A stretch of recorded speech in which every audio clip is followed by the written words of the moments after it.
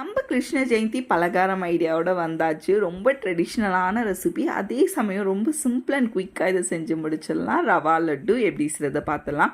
பேனில் 1 table spoon நெய், 2 cup அளவுக்கு ரவா சேர்த்து நல்லா கலர் சேஞ்ச் ஆகிற வரைக்கும் வறுத்துக்கோங்க.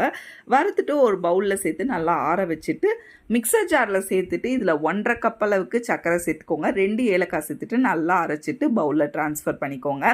இப்போ தாளிப்புக்கு 3 டேபிள் ஸ்பூன் அளவுக்கு நெய், ஒரு 20 முந்திரியை நல்லா கட் பண்ணி ஆட் பண்ணியிருக்கேன். ஒரு 10 உலர் திராட்சையும் ஆட் பண்ணி நல்லா கலர் சேஞ்ச் ஆகிற வரைக்கும் வறுத்துட்டு இதோட சேர்த்துட்டு நல்லா கரண்டி வச்சு மிக்ஸ் பண்ணிக்கோங்க. ஏன்னா சூடாக இருக்கும்.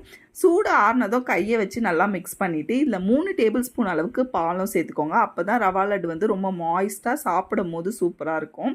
ஸோ இப்போ நல்லா பால் ஷேப்பில் நல்லா உருட்டி எடுத்துக்கோங்க. நல்லா ஸ்மூத்தான டெக்ஸ்சர் வர வரைக்கும் நல்லா உருட்டி எடுத்திங்கன்னா ஒரு சூப்பர் டேஸ்டியான அதே சமயம் ரொம்ப சாஃப்டான ரவா லட்டு ரெடி. கண்டிப்பாக ட்ரை பண்ணி பாருங்கள்.